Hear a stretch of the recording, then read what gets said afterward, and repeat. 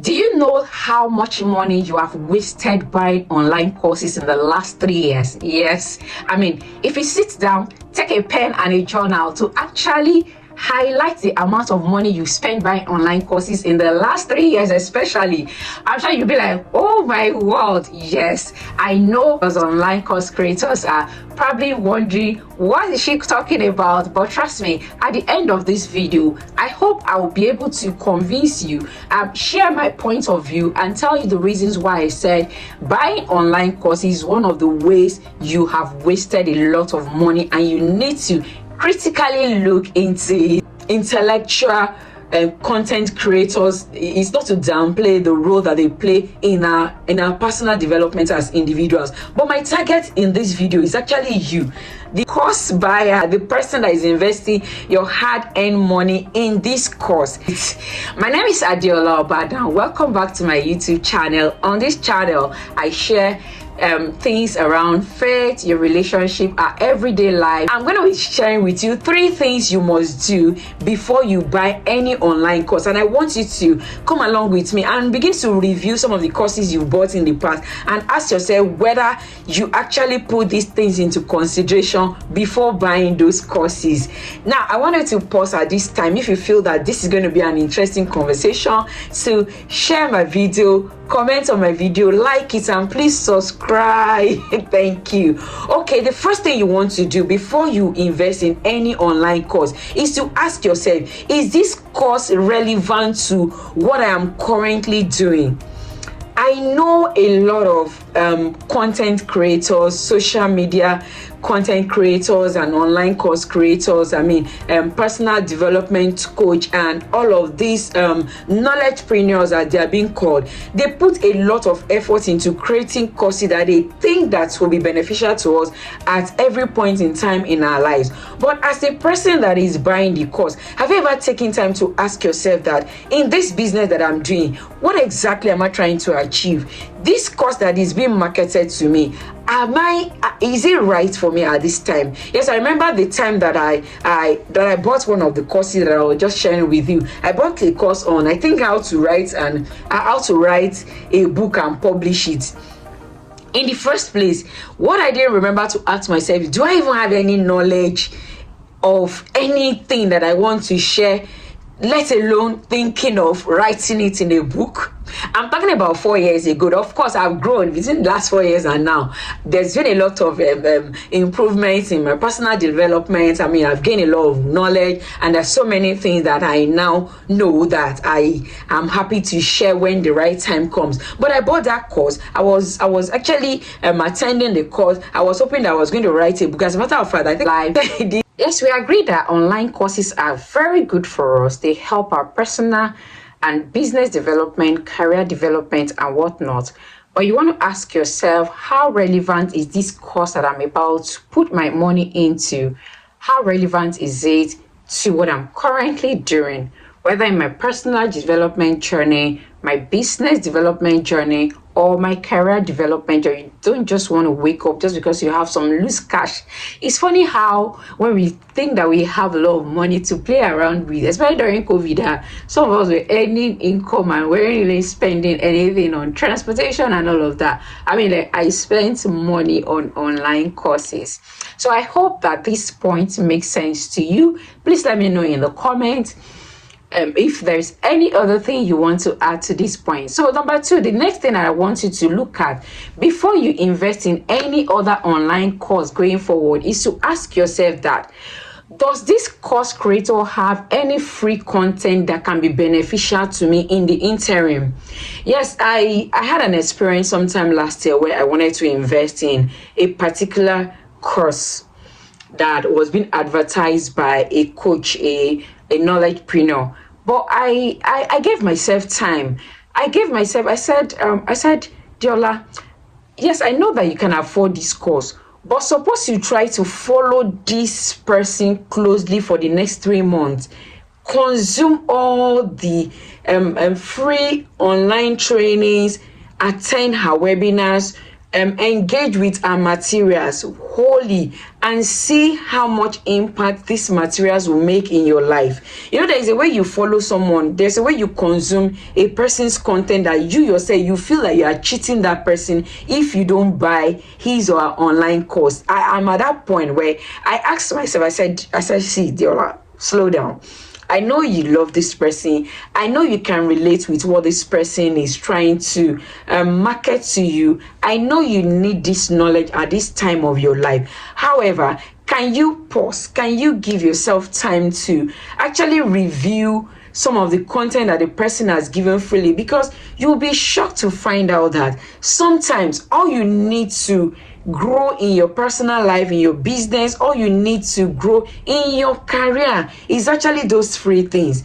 I know it's been said that a lot of content knowledgepreneurs will come and share what you should do, but they won't teach you the how. But somehow I found out that YouTube is very, very useful when it comes to getting the how of how to do a lot of things. So if there is anything that you like in a particular coach, in a particular mentor, something that someone is already doing and you want to benefit, you want to learn from that person, why not try and consume the person's content for at least 3 months and see how much knowledge you've gained?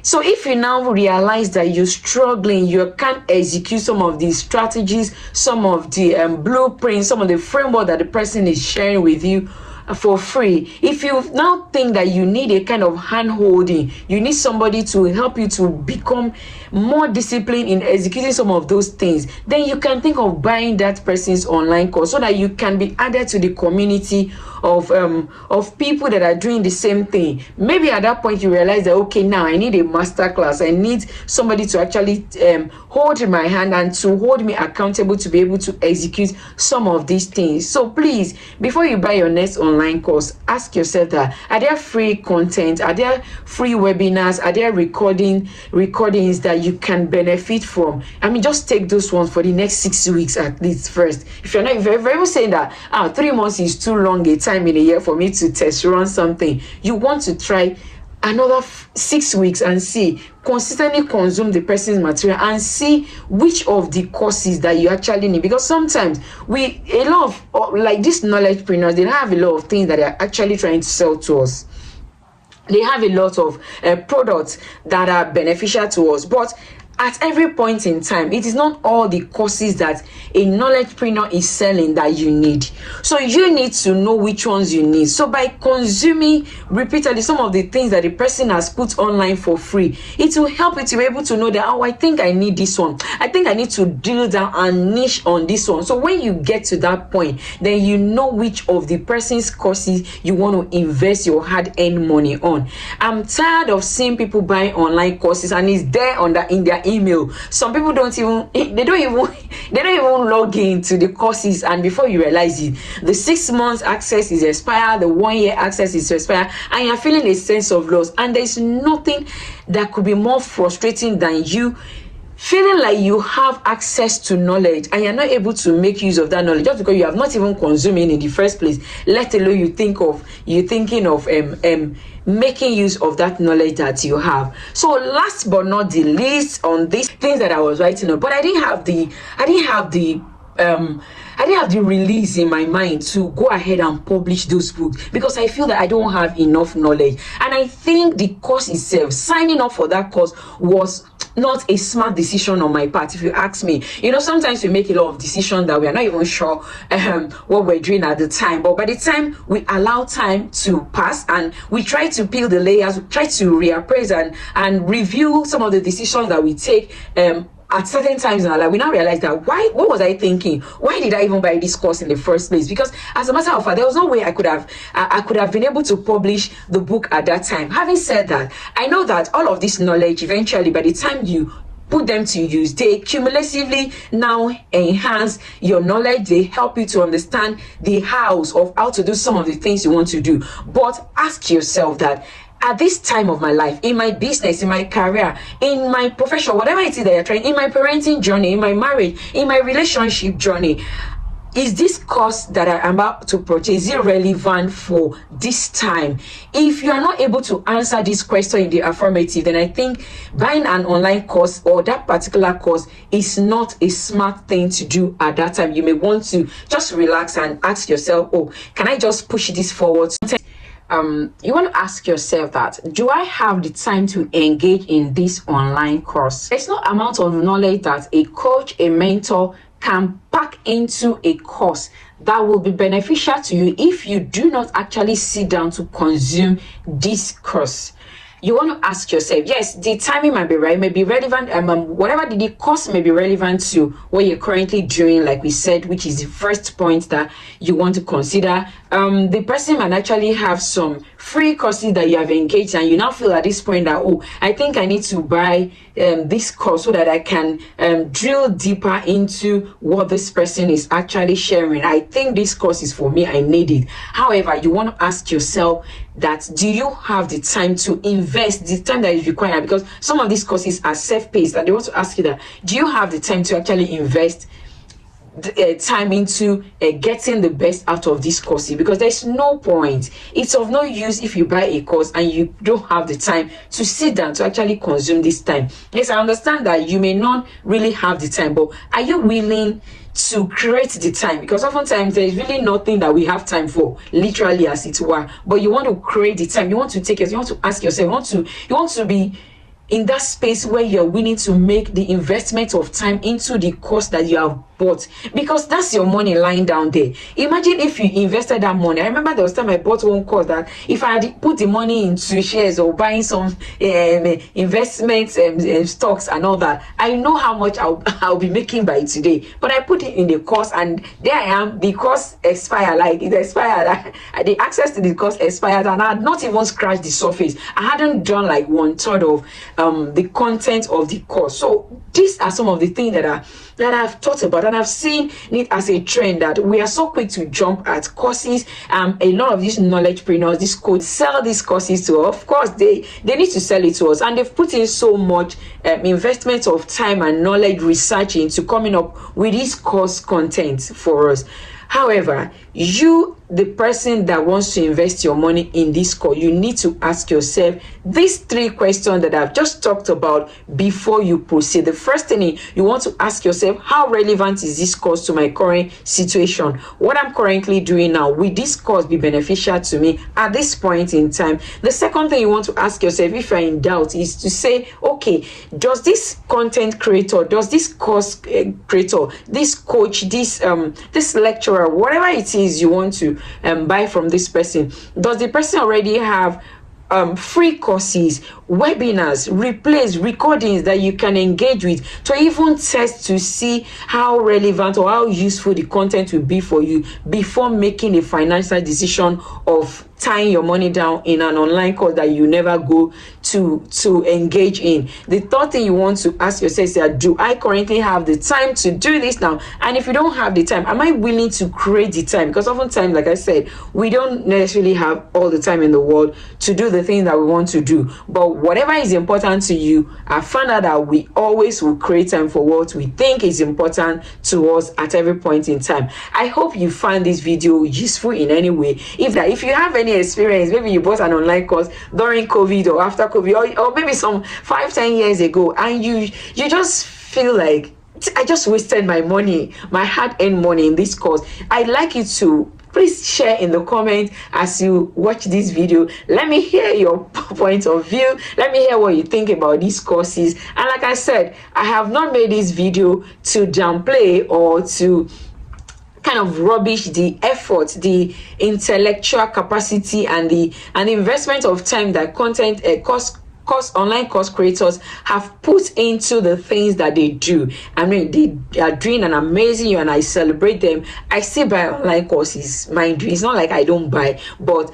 I'm able to now review and appraise my decision. Nobody is going to sweet talk me into buying any course that I do not think that I have the time to engage in. In fact, I had an experience recently. Somebody was trying to market something to me, and in fact, I told the person that I don't even have the money to buy it at this time. And the person was gracious enough to say, oh, I'm going to give you part of the money because I think you need this course.